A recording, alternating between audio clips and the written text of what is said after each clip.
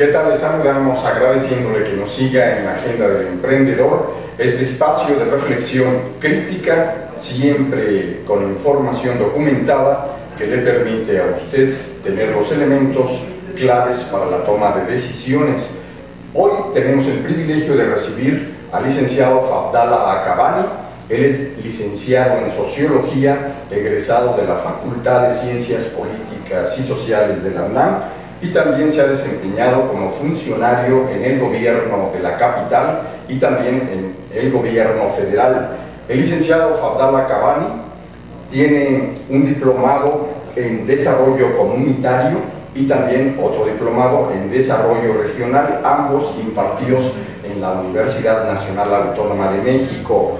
También ha cursado el diplomado de análisis político y el diplomado de administración pública en el claustro de Sor Juana y también en la legislatura federal actual. Agradecemos la posibilidad que hoy nos permite y le damos la bienvenida. Muchas gracias. Qué gusto, igualmente. Muchas gracias. Un tema fundamental que encaja como anillo al dedo hoy con la realización de la 19 Asamblea Nacional Extraordinaria del Partido Acción Nacional. ¿Cuál es el balance que tú haces, conociendo de manera importante quién es quién entre los partidos de México, pero también con el oficio político y de análisis que tienes, Fadala? Gracias, Raúl. Pues efectivamente se realizó el fin de semana la continuación de la Asamblea Nacional, pues trámite que concluyó con una reforma a los estatutos del PAN muy importante, pero en la que no todos estamos de acuerdo, o por lo menos ciertos, de que la medida fundamental que se tomó este fin de semana sea la correcta. Sí. Y te voy a señalar por qué. Se habla de que ahora son los militantes los que van a escoger a los tres niveles de dirigentes que tiene el Partido Acción Nacional: el dirigente nacional, el dirigente estatal y los dirigentes municipales, o en el caso del Distrito Federal, delegacionales. Claro. En este último caso ya se venía haciendo por la militancia, es algo establecido en los estatutos y reglamentos del PAN. Sin embargo, a nivel estatal y federal, esto no se realizaba por la militancia. Esta elección no la realizaban los militantes a través de su voto directo y secreto, sino la realizaban a través de consejeros que a su vez habían sido escogidos por la propia militancia. Así es. Entonces, ahora resulta que son los militantes, se ve atractivo, se ve que se amplía la democracia, se ve que se está abriendo el PAN más hacia la militancia, incluso se señala que con 3 meses de antigüedad como miembros activos ya podrían ejercer este voto. Sin embargo, ¿qué es lo que se prevé de acuerdo a mi experiencia y a la experiencia de muchos otros dentro del PAN? Que puede suceder y que ha venido sucediendo en elección a candidatos cuando sucede que los militantes lo escogen. Pues el ejercicio, yo diría, prácticamente suicida de plano, porque lo que va, la mecánica que se va a dar o que se va a desatar a partir de que sean los militantes es que todo el mundo se va a dedicar a afiliar. Claro. Todo el mundo se va a dedicar, y quien tenga el control de los comités distritales, ¿verdad? O en este caso del Distrito Federal, de los comités municipales, pues ya está, o delegacionales. En esta dinámica ya la vivimos. Claro. ¿Y qué sucedió? Que al hacer una depuración se perdió el 80% de la militancia. Una militancia de miembros activos que se perdió en un 50-60% en algunos estados más, y de adherentes en un 90% que tenían derecho a votar para la elección de candidato a la presidencia, se perdieron porque eran militantes para el voto. No se lograron cubrir, ni asistieron a cubrir las casillas del Partido de Acción Nacional en momentos de elecciones constitucionales. O sea, él resultó ser una militancia ficticia, una militancia irreal, una militancia maquillada, no, pero no, sí existe, pero que era utilizada para ganar en las internas. Si fuera de eso, ya no tendría otro objetivo. Claro, recordemos cómo el Partido Acción Nacional fue fundado en septiembre de 1939 por Manuel Gómez Morín y Efraín González Luna, y de acuerdo a la investigadora Soledad Loaiza del Colegio de México, el Partido Acción Nacional ha vivido las siguientes etapas. Desde su fundación en 1939 hasta la década de 1960, es reconocido como el partido de la oposición leal, donde carecía de vocación para disputar el poder a través de las elecciones. Después viene otra etapa donde se conoce como el partido de la oposición real y donde va cambiando paulatinamente el perfil de militante del Partido Acción Nacional hasta llegar a las condiciones que le permiten disputar y empezar a ganar posiciones vía las urnas en forma importante. Recordemos que la primera diputación federal que consiguió en su historia el Partido Acción Nacional se dio en Michoacán, lo mismo que la primera alcaldía que ganó en Quiroga, y sería en la década de 1970 y fundamentalmente en los 80 cuando empieza a cambiar el partido llamado en aquella época el neopanismo, hasta que después de 61 años de haber sido fundado, en el año 2000 consigue ni más ni menos, como usted lo sabe, llegar a la presidencia de la República. Faudal, acabamos, importante que nos comentes de toda esta, diría, etapa histórica que caracterizó en cuanto a sus documentos básicos, su ideología, su identificación doctrinaria al Partido Acción Nacional con el bien común. ¿Qué es lo que se vive en el momento en el que llega a Los Pinos y a través del presidente entonces Vicente Fox y después Felipe Calderón viene a generarse un alto nivel de erosionamiento para este partido? Así es, y precisamente va aparejado con un aparente crecimiento por una masiva afiliación a partir de la victoria en el año 2000, el triunfo de Vicente Fox en el año 2000, pero como una simple maquinaria interna para ganar elecciones. Claro. Y finalmente lo que sucedió es que esta militancia no funcionó, no servía, no participaba en las elecciones constitucionales, y de manera ejemplar, pues lo vimos en la última elección, donde entonces accede al poder el PAN, cambia su dinámica interna en función del poder y inicia, como tú ya lo señalaste, un proceso de erosión, no solo al interior del PAN, sino por el propio ejercicio del poder. Sin duda. La expectativa ciudadana cuando Fox asume el 1 de diciembre del 2000 era que se generara una nueva relación entre gobernantes y gobernados, que no era la relación que se había generado a lo largo de 70 años con el priismo, que era una relación de supeditación, de cooptación y de clientelismo. Bien. Entonces, lo que desde mi punto de vista debió haber hecho el gobierno de Fox el 1 de diciembre, el día que en el Congreso de la Unión toma posesión, anunciar cambios que señalaran el desmantelamiento del viejo régimen. ¿Sí? Acciones como una nueva relación frontal, formal y franca con los sindicatos corporativos. Sí de respeto, pero sí con la intención de cambiar la dinámica que había con anterioridad.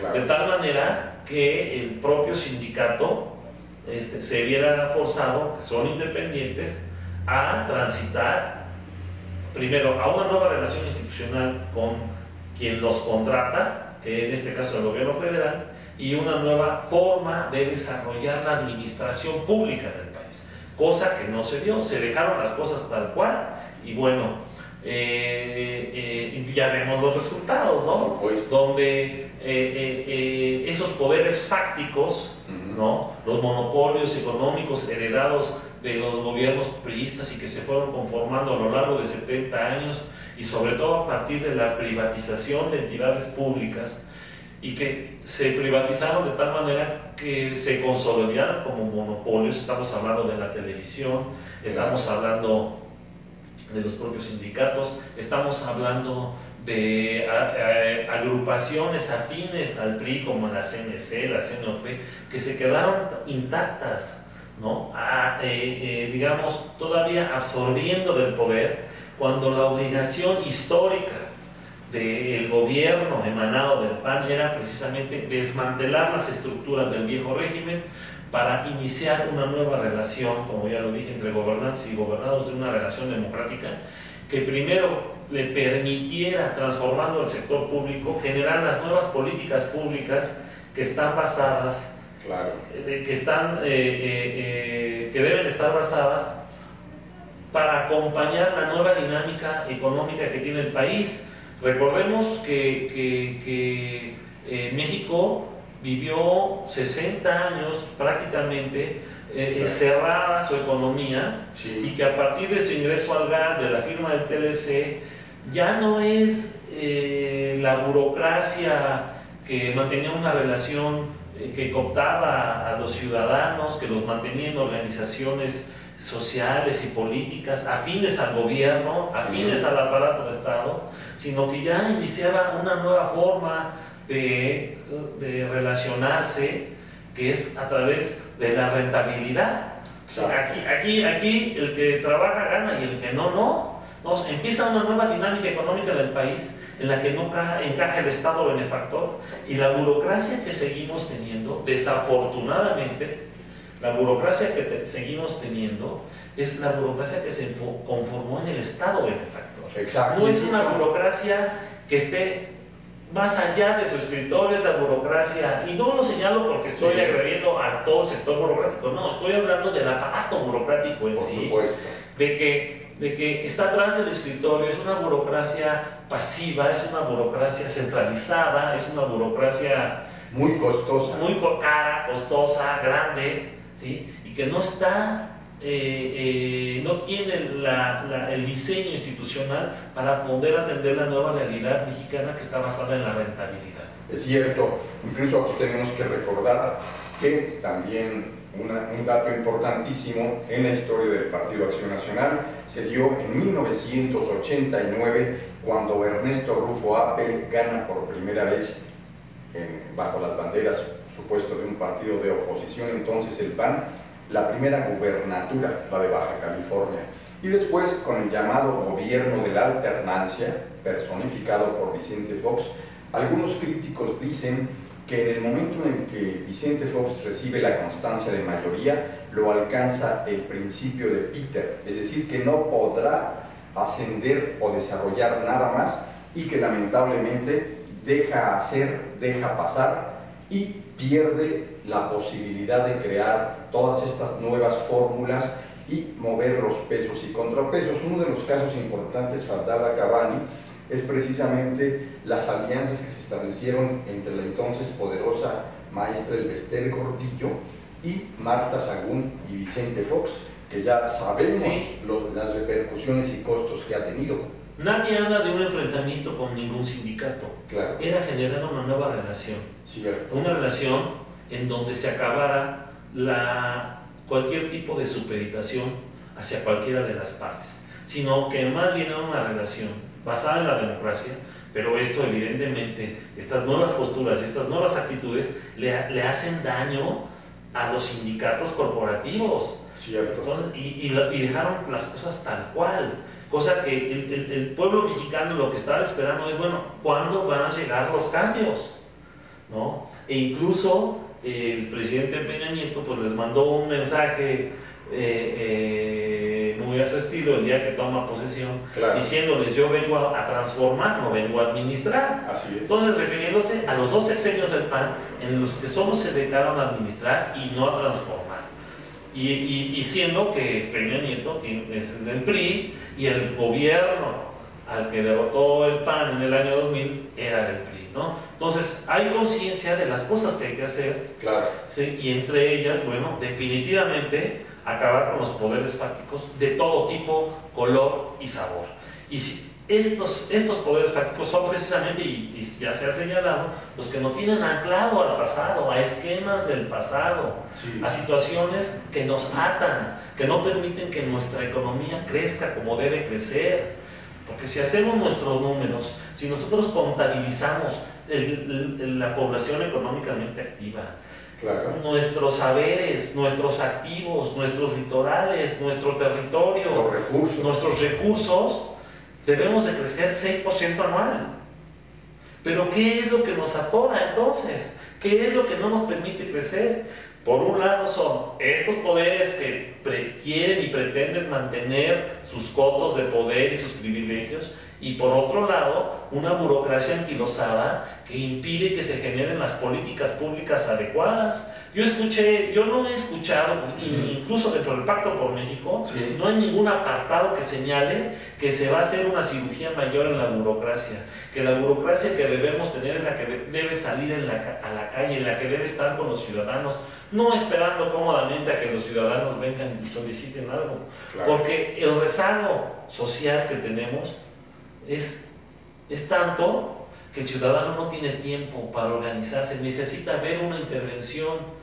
Por eso es muy importante las acciones que en materia de desarrollo comunitario, que tampoco las veo, con agentes externos en materia de desarrollo comunitario, que es una burocracia territorializada, una burocracia desdoblada, ¿sí? Atienda a la población con características de pobreza en las tres modalidades de pobreza.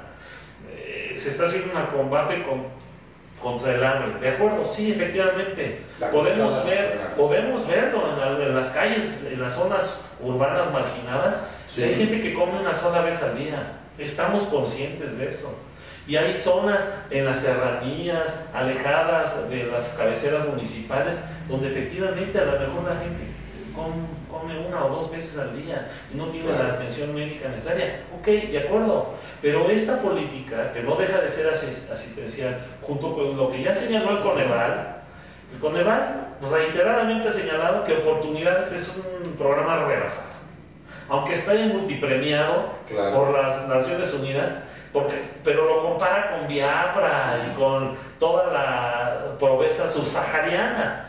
México no está en esas condiciones tampoco. Entonces hay que ubicar la realidad mexicana, un diagnóstico concreto, pero también las políticas públicas adecuadas que hasta este momento no se han desarrollado.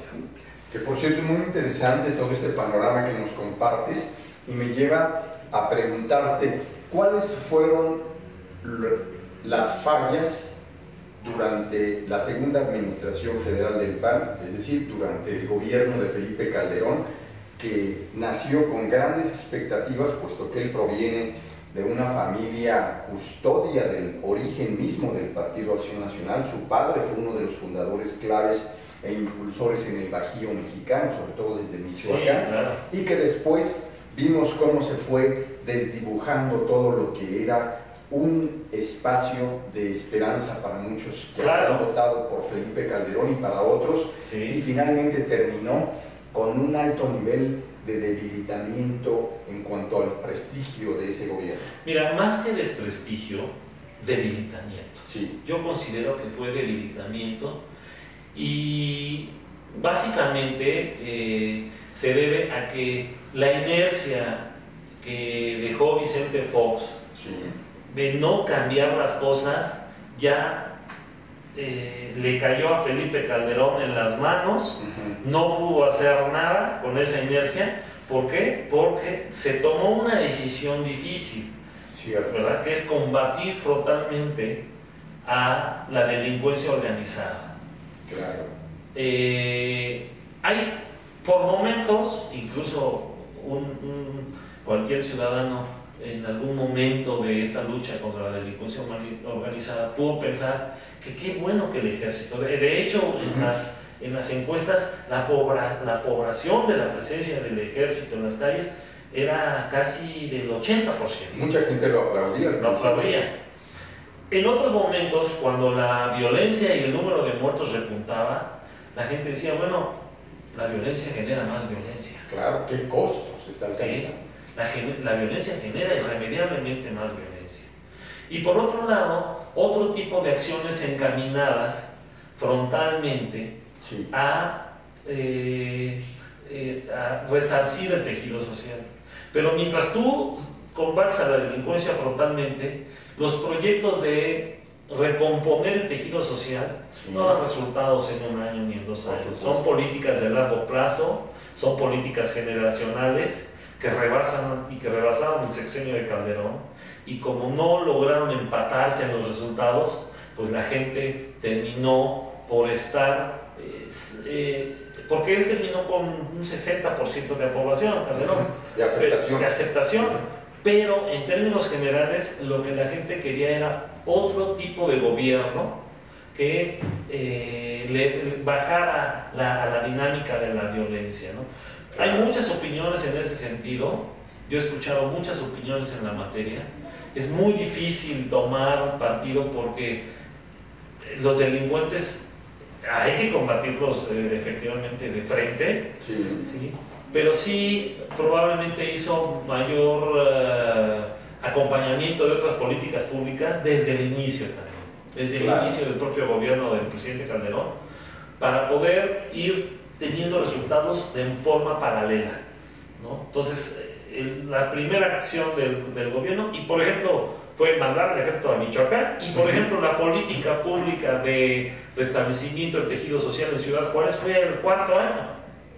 Sí, y con resultados, infortunadamente, y con resultados alejados de lo sí, que hubo un periodo de calma en Ciudad Juárez, y ahorita ya como que empieza otra vez a haber violencia. Entonces, son informaciones contradictorias, datos contradictorios. La ciudadanía finalmente decidió, por otra opción del gobierno, que intente nuevos mecanismos para enfrentar a la delincuencia, pero la delincuencia no se tienta el corazón a la hora de actuar, ¿no? Entonces, poner las cosas en una balanza y tomar las decisiones correctas y a tiempo. Aquí lo importante que es actuar a tiempo, ¿sí? Y después de que actúe el ejército, inmediatamente en una política intersecretarial, abordar a las poblaciones afectadas por este fenómeno de la delincuencia, atenderlas y quitarlas esa dinámica que desafortunadamente es una estela negativa que deja en esos lugares la violencia. Exactamente, recordemos cómo el 11 de diciembre del año 2006, apenas iniciando el sexenio del presidente Felipe Calderón, dio a conocer con bombo y platillo el arranque de los operativos conjuntos contra la delincuencia organizada y el narcotráfico, y que infortunadamente, como bien lo va relatando Fadala Cabani, no alcanzaron los objetivos que se trazaban. Por supuesto, le invitamos a que usted participe, pregunte, cuestione, comente en esta exploración documentada de lo que está pasando, no nada más en el Partido Acción Nacional. Después de la pausa entraremos también a otros ángulos claves del régimen de partidos en nuestro país. No se vaya, siga con nosotros.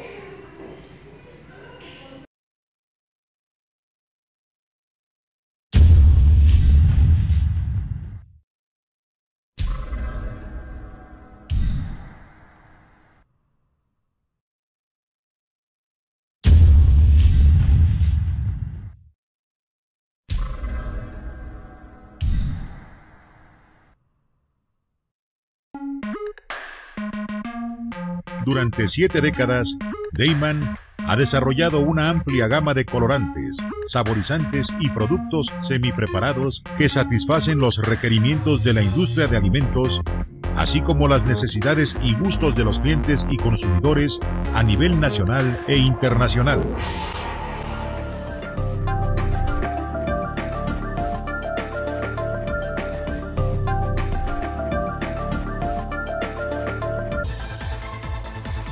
Finhogar, asesoría hipotecaria.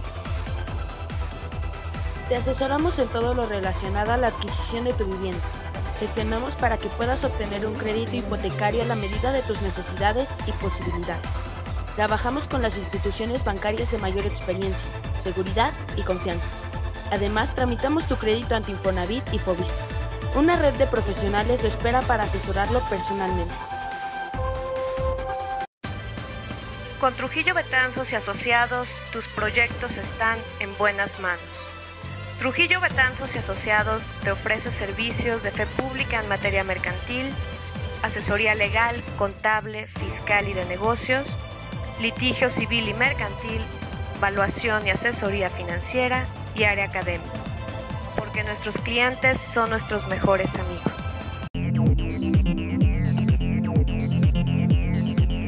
Hola, muy buenas tardes, queridos amigos, es un gusto saludarlos este 18 de abril, muy contentos iniciando semana. Bienvenidos a una emisión más en Desde los Libros.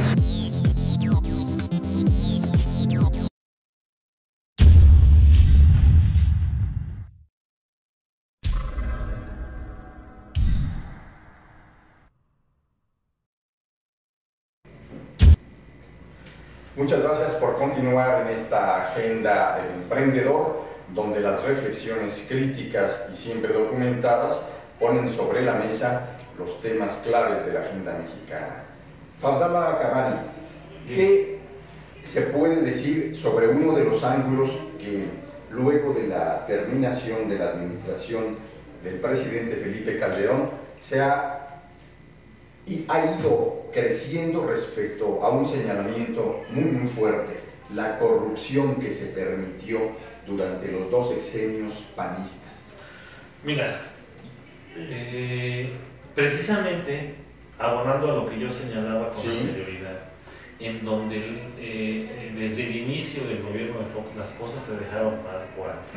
No hubo un combate a la corrupción, digamos, que resultara en lo evidente, en lo que salía a la luz pública, en lo que los ciudadanos lo conocían. Claro. Entonces habría que hacer, como se hizo a lo largo de décadas, el trabajo correspondiente para castigar a los funcionarios, etcétera, ¿no? Por ejemplo, ahí está el caso de pronósticos deportivos ahora, que detienen a esta persona, pero hay que ver si van a detener al director en ese momento. Por supuesto. Porque por lo menos tiene responsabilidad por omisión. Porque él tiene que estar presente en los sorteos. Esa es su chamba, para eso le pagaban, no importa que fuera domingo, ¿no? Entonces, ¿no? Entonces, bueno, esa permisidad tiene un origen, ¿no? Esa situación de, digamos, de complicidad. Y es muy criticado, no nada más en México, en cualquier estado del mundo, en cualquier país. Si tú encabezas un gobierno, no te lleves a los cuates, no invites a tus amigos, invita a quienes cubran los requisitos en la materia para poder satisfacer, y si no los cubren, tienes toda la autoridad para cambiarlo, ¿no? Pero si llevas a tu gobierno a los cuates, si lo vemos, o a los de tu grupo, nada más, pues es muy difícil. Bueno, ya vimos lo del caso Profeco, ¿no? Que el presidente, precisamente porque esta presión ciudadana va increciendo, va a la alza, ¿no? Entonces se vio con la necesidad de cesar. Sobre todo por la influencia de las redes sociales y la nueva forma esta nueva forma de presión social, ¿no? Pero pasaron 2 semanas, ¿no? Entonces muchos dicen el cese debió haber sido inmediato. Probablemente el presidente estaba esperando a que el señor presente su renuncia, ¿no? Y señor, yo no lo voy a afectar a usted, presento su renuncia. Pero volvemos a lo mismo, ¿no? Este ambiente no se dio de un día para otro, es algo que está inmerso en la sociedad mexicana. Y la tenemos características que son socialmente aceptadas, ¿no? Tenemos, ahora sí no quiero refrendar un eslogan que dijo alguien, que la corrupción somos todos, ¿no? Pero mira, este amiguismo, este compadrazgo que se da a través de las instituciones públicas, el nepotismo, el recomendado, todo eso. Son situaciones socialmente aceptadas, ¿no? Y que el pueblo de México tiene que ir rechazando y creciendo este rechazo ¿no? Cierto. Para que esto termine, ¿no? O sea, estamos viendo que a muchos, incluso Sí. por ser delitos no graves, enfrentan este proceso en libertad.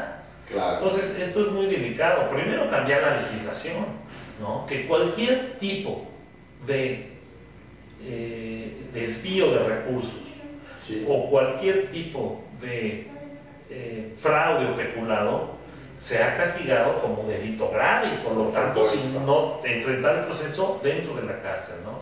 Entonces, empezando por ahí, porque ahí se ve como un contubernio entre el legislativo y el ejecutivo, porque hoy estás tú, luego estoy yo, y así, y que la cosa siga.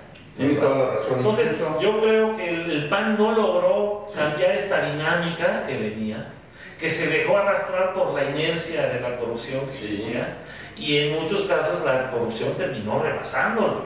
claro, Entonces, se habla mucho de que fue una correa de transmisión que para nada cambió. Porque es otro poder fáctico, los mecanismos de corrupción, Cierto. y había que combatirlo de frente, ¿no? Pero no se logró, porque tú no puedes llegar y cambiar a toda la administración pública. O sea, hay inercias muy fuertes. No puedes cambiar a quienes están sindicalizados o a los que saben el know-how, tienen 20, 30 años en esos puestos. Claro, Pero sí, pero había la dinámica que permitiera acabar con este fenómeno, poco a poco, porque nada es de un día para otro. Así es.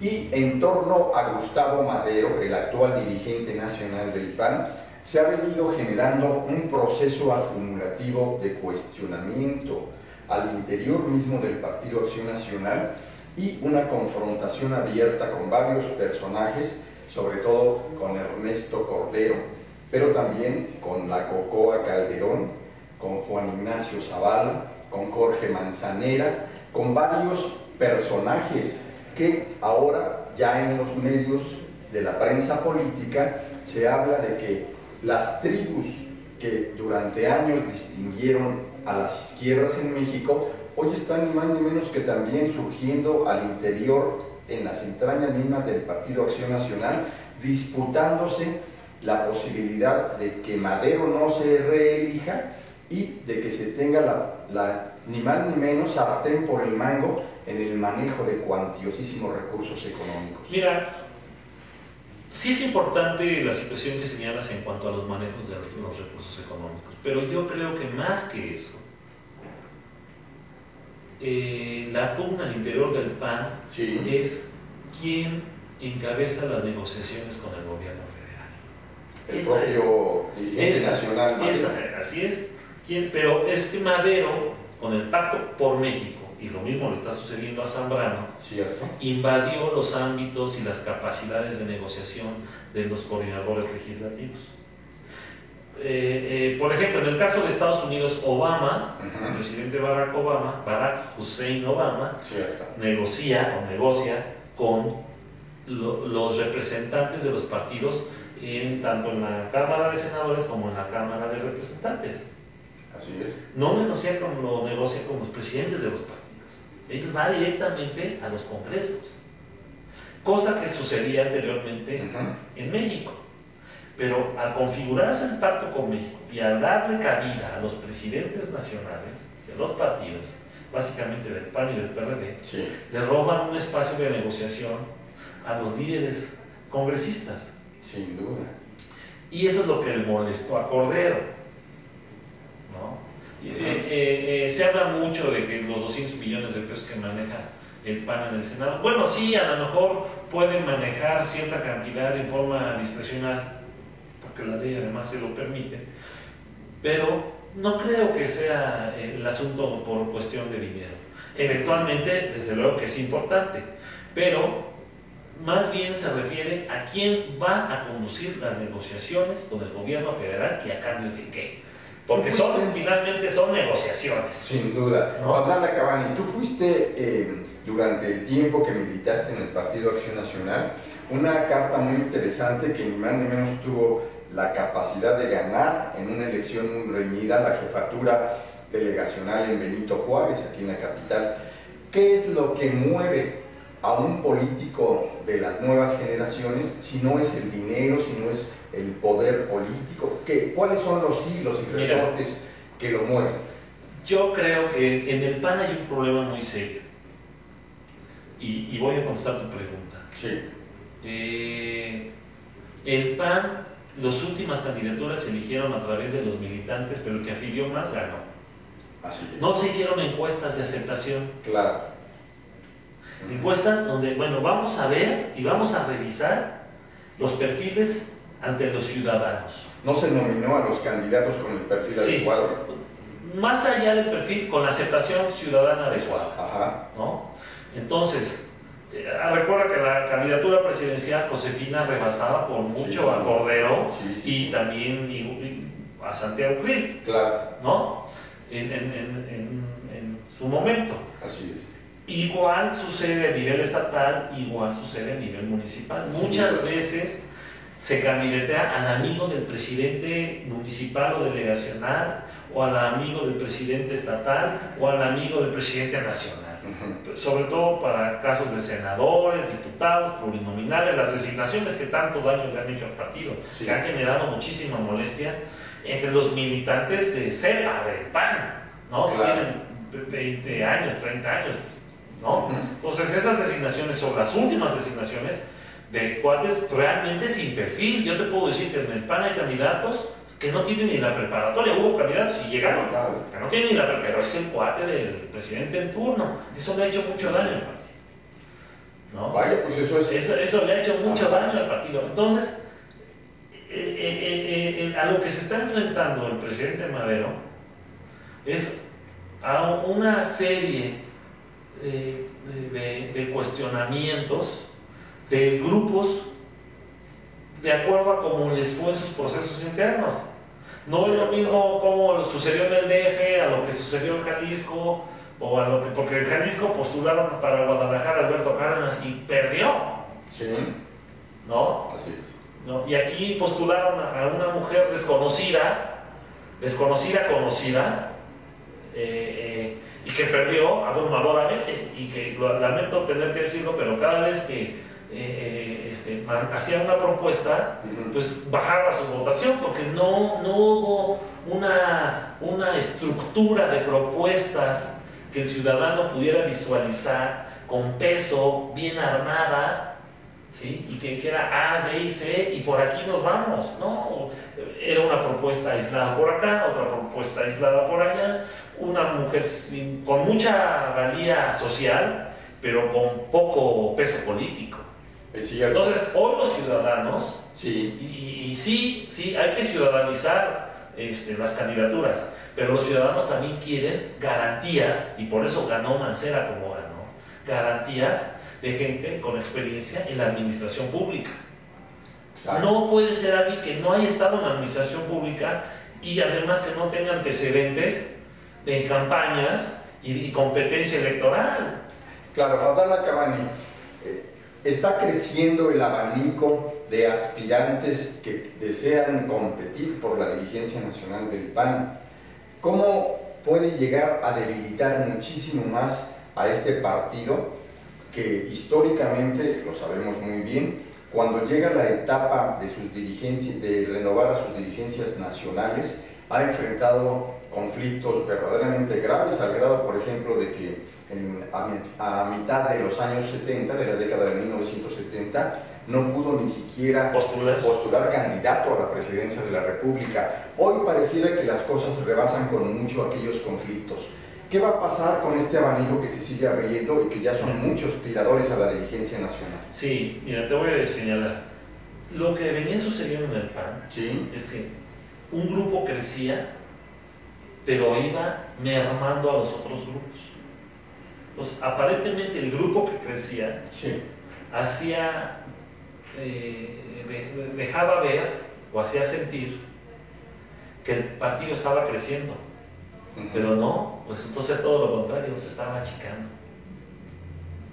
En el caso concreto del Distrito Federal, ¿no? Porque se fueron soslayando otros liderazgos, fueron creciendo un grupo, dos grupos en forma conjunta, y lo que lograron fue hacer el partido más chiquito. de tal manera que la delegación que se gobernaba estuvo a punto de perderse, que Claro, así es. ¿no?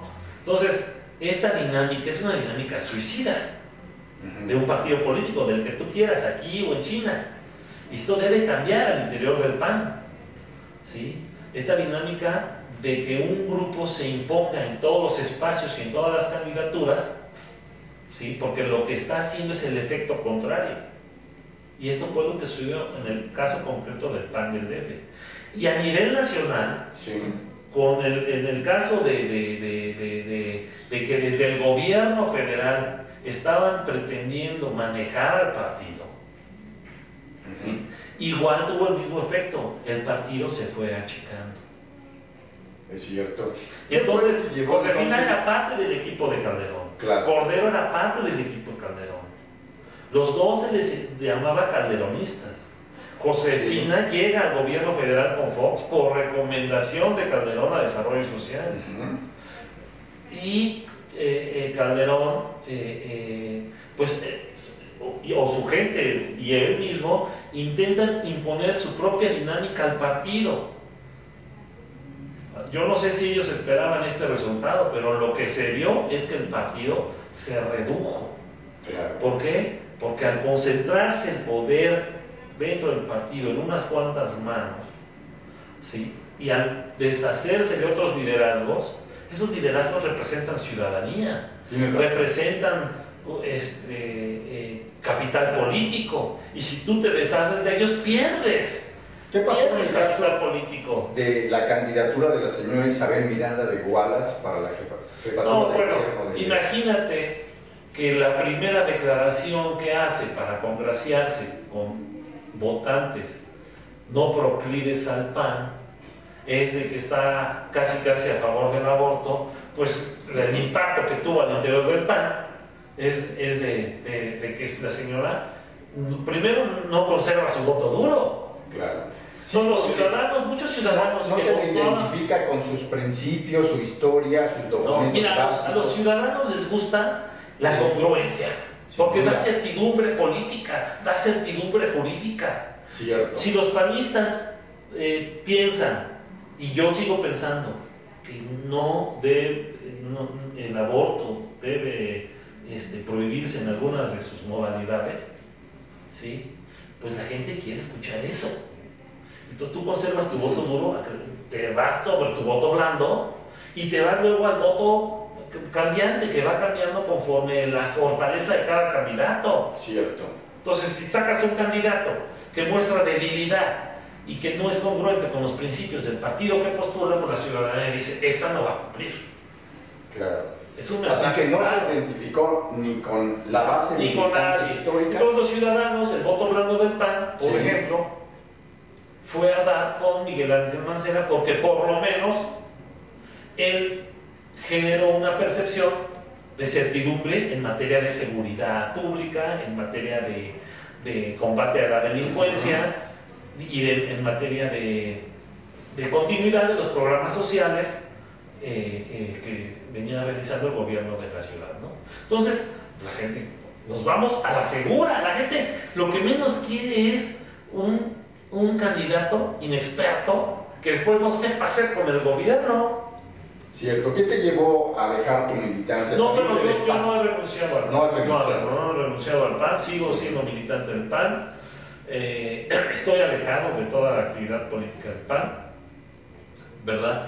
Porque no encuentro todavía ¿sí? esa lucecita al final del camino que haga que el PAN resurja como el partido que debe ser en un sistema de partidos que le combine a todos los mexicanos, con partidos fuertes, de izquierda, de derecha, de centro, partidos sólidos, partidos congruentes con su plataforma política, con su pensamiento histórico, con su pensamiento doctrinal, y es lo que quieren ver del PAN, ¿no? Pero es importante lo que estás haciendo, este ejercicio aquí en la agenda del emprendedor, un sentido crítico muy importante, pocas veces conocido al interior del PAN. ¿Se permite cotidianamente o tú estás buscando? Yo creo que eso ha avanzado al PAN, ha avanzado al interior del PAN. Bien. ¿Por qué? Porque conforme ha crecido la inconformidad, Sí. valga la redundancia, las voces disidentes se han dejado ver, ¿no? Y vemos el ejemplo el día de ayer, los propios, el grupo de exgobernadores del PAN, disintiendo totalmente del resultado de la elección. Yo hubiera preferido, dada mi experiencia al interior del PAN, es que los consejeros sigan votando para elegir al presidente nacional, tanto a nivel estatal como a nivel federal, pero que ningún consejero pueda ser nominado a ningún tipo de candidatura, ya sea de mayoría o plurinominal, pueda ser nominado a ningún nivel de gobierno. Los consejeros, tanto nacionales como estatales, no sean llevados a trabajar a los gobiernos municipales, estatales o federal. O sea, despojar a los consejeros de cualquier intención de pertenecer o de sacar provecho político y de pertenecer o de obtener una candidatura por apoyar al dirigente en turno. Despojar a los consejeros, que sean consejeros y que sean funcionarios institucionales del partido, que solamente se aboquen a esa misión, que es una misión muy importante, especialmente en el caso del PAN, que es la de conducir. El Consejo es la máxima autoridad, después de las convenciones en donde participa la militancia, la máxima autoridad del partido. Es el Consejo Nacional quien dirige el Comité Ejecutivo Nacional. Entonces, el Consejo debe ser despojado de cualquier pretensión de obtener una candidatura. ¿Quiere ser consejero? Es que seguramente el alegato fue, oye, pues yo necesito trabajar, necesito vivir. No, maestro. Aquí hay militantes valiosos en todos los niveles, Y pueden ser, si quieren ser consejeros nacionales, te tienes que despojar, por lo menos en el tiempo en que vas a ser consejero, de cualquier intención de ser candidato a cualquier tipo de elección. Y con eso despojamos de esta doble lealtad, de este contubernio que puede haber entre la intención de votar por un dirigente a cambio de un favor posterior, como puede ser una candidatura. Porque ahorita lo que va a suceder es lo que dije al principio. El que va a ganar el presidente, que haga que algunos liderazgos locales afilien masivamente, y otra vez va a ser la misma dinámica, que va a llevar a una imagen de fortaleza del partido con militantes que solamente van a votar y que no participan en las actividades del partido. Sin embargo, hay algo que está más que a la vista, y lo han reiterado en las últimas semanas columnistas, editorialistas, articulistas, de que es la peor etapa, la coyuntura más crítica que el PAN vive en su historia. ¿Existen las condiciones para impulsar estos cambios? Todos recordamos los pleitos al interior del PRD. Y hemos dicho, analistas, comentaristas, ya se acabó el PRD. Es así. Ya lo vimos también en algunos, se ganó Puebla, ganaron en Baja California, en fin, en otras ciudades, ¿no? Otras se perdieron. Para el país mismo, para el propio PRI, para el sistema de partidos en México, no es sano que haya un partido como el PAN, con la historia que tiene, y a pesar de los graves errores que tuvo a la hora de gobernar, y que consistieron básicamente en enfrentar los viejos esquemas políticos, y sus consecuencias económicas y sociales, y dejar las cosas como están. Y ahí hay que decirlo con toda franqueza, o sea, ahí el responsable fue Vicente Fox. Sí, claro, porque su misión histórica no era sacar al PRI para llegar al PAN, sino era transformar la correlación entre gobernantes y gobernados, generando una nueva dinámica pública. ¿Cómo vas a hacerlo si dejas al mismo aparato de Estado con el que dejó el PRI? ¿No? Pero tampoco no había ni equipo propio, ni visión. No, es que no hubo una visión histórica. Pero había que hacerlo. Y mira, ahorita el reto es, sí, el PAN dejó cosas buenas. El manejo macroeconómico fue impecable en los dos gobiernos del PAN. No es suficiente para sacar adelante a México. Claro. Porque el manejo responsable de las variables macroeconómicas ya es una condición sine qua non de cualquier gobierno del mundo, aunque en su momento Agustín Castro, los diferentes secretarios de Hacienda dijeron, no, mira lo que está pasando en Grecia, o en Islandia, que quebró prácticamente, o en la misma España, Cierto. ¿no? Donde manejos populistas hicieron que los gobiernos prácticamente quebraran. Sí. Pero ese manejo responsable de la macroeconomía también va acompañado de un gran sacrificio del pueblo mexicano. Así es, faltaba Cavani. Así es. Ahorita la canasta básica sí, es más cara que el salario mínimo. pero ¿de qué manera? Y tiene 24 años Sigue así, subiendo. y eso no se revirtió. ¿Por qué? Porque somos dependientes incluso en materia alimentaria. Así es. No somos autosuficientes, y entonces lo que debió haber hecho desde su inicio Fox es precisamente buscar esa autosuficiencia, no para cerrar nuestro mercado, sino para garantizar la alimentación básica de los mexicanos. Por eso hay personas que no pueden comer 2 veces al día porque no les alcanza para poder comprar la canasta básica.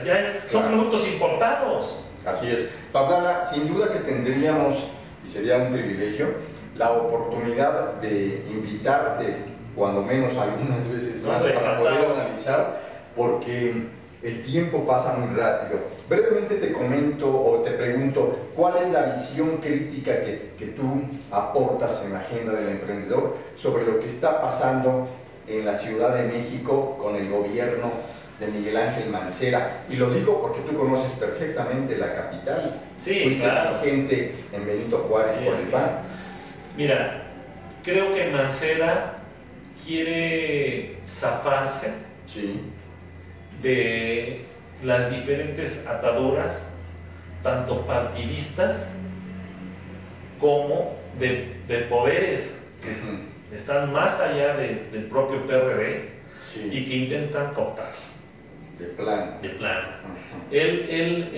La gente lo identifica con el PRD, pero no lo ve como un perredista. Son dos cosas diferentes. Claro. Y lo que sucede con Miguel Ángel Mancera es que está sometido a presiones de diversa índole, desde el interior del partido como de carácter social, ¿no? Desde el interior del partido con las diferentes corrientes. Ahora Marcelo ya acaba de crear su propia corriente, con lo que logró conformar afín a él a lo largo de sus 6 años de gobierno. Perfecto. Las corrientes tradicionales al interior del PRD. Pero el PRD no se mueve solo, se mueve dentro del espectro de la izquierda mexicana, se mueve junto con otros partidos y otras fuerzas, ¿no? Y tenemos otros liderazgos, como el de Andrés Manuel López Obrador, el de Cuauhtémoc Cárdenas, y el de otros agentes de la izquierda importantes en la historia de la Ciudad de México. Los propios chuchos, que tienen una parte fuerte en la Ciudad de México también, que se hicieron, porque ellos su presencia era en los estados, no en el Distrito Federal, y poco a poco han avanzado aquí también. Entonces Mancera está gobernando, tratando de despojarse de todo eso para que le permitan desarrollar a toda su capacidad las políticas que él desea implementar, ¿no? Entonces, definitivamente él se llevó un equipo más técnico que político. Su gabinete no es tan político, pero sí es muy técnico, y si vemos los perfiles, son gente prácticamente apartidista. Lo vemos en medio ambiente, lo vemos en turismo, cosa que no sucedió con Marcelo. Todo de su equipo era más político que técnico.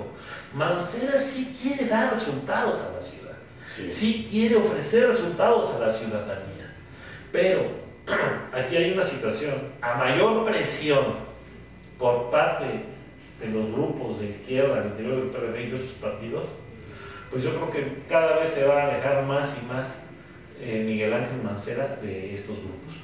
Ellos lo quisieran ver peleándose con Peña Nieto, ellos lo quisieran ver confrontando la agenda federal, como en su momento lo hizo Cuauhtémoc Cárdenas, cosa que le costó la presidencia. Y lo hizo López Obrador. Igualmente perdió la candidatura a la presidencia, y Marcelo, igual que deambuló entre si es él o Andrés Manuel el candidato, ahora él resulta que quiere confrontar la agenda neoliberal o que ellos llaman neoliberal, que era la misma que manejaba Fox y Calderón. Entonces, es otro Marcelo, ya no es el Marcelo que gobernaba la ciudad, sino es un Marcelo que quiere una mayor confrontación y un mayor protagonismo dentro del aspecto verdaderamente político. Y bueno, yo creo que Mancera sí está haciendo bien en alejarse de estos temas que no son sus temas, porque le interesa y le preocupa mucho. Él sabe que sin ser candidato, miembro del PRD, difícilmente lo van a postular a lo posterior. No tiene militancia. Entonces le interesa gobernar bien la ciudad. Muy bien, pues Fabiola Cavani, es muy interesante estar en esta mesa de análisis contigo. Te vamos a invitar a que podamos repetir la oportunidad y te queremos agradecer mucho el estar esta vez con nosotros. Muchísimas gracias, Raúl. Gracias, al contrario. Muchas gracias, y le damos también nuestro agradecimiento a nuestro equipo de producción y lo invitamos a que se quede con Maru Rodríguez detrás de los libros. Hasta la próxima sesión, o hasta la próxima emisión más bien. Gracias.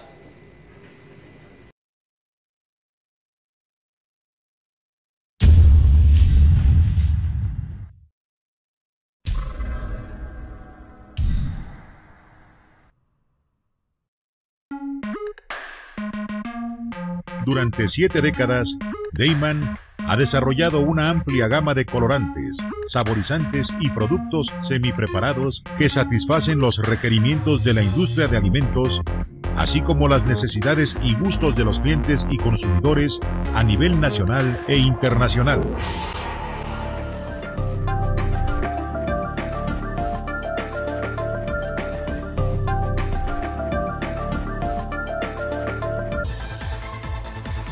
Finhogar, asesoría hipotecaria. Te asesoramos en todo lo relacionado a la adquisición de tu vivienda. Gestionamos para que puedas obtener un crédito hipotecario a la medida de tus necesidades y posibilidades. Trabajamos con las instituciones bancarias de mayor experiencia, seguridad y confianza. Además, tramitamos tu crédito ante Infonavit y Fovista. Una red de profesionales lo espera para asesorarlo personalmente. Con Trujillo Betanzos y Asociados, tus proyectos están en buenas manos.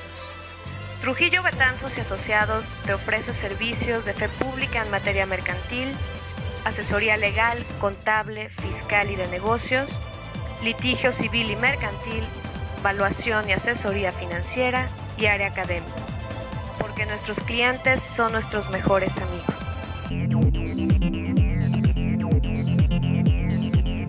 Hola, muy buenas tardes, queridos amigos. Es un gusto saludarlos este 18 de abril.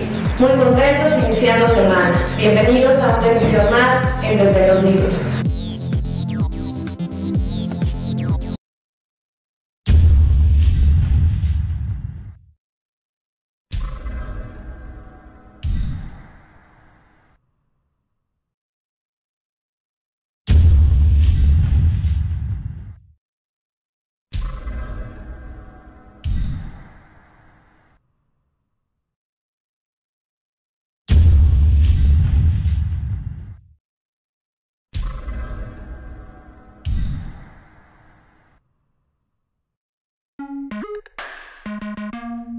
Durante 7 décadas, Deiman ha desarrollado una amplia gama de colorantes, saborizantes y productos semipreparados que satisfacen los requerimientos de la industria de alimentos, así como las necesidades y gustos de los clientes y consumidores a nivel nacional e internacional.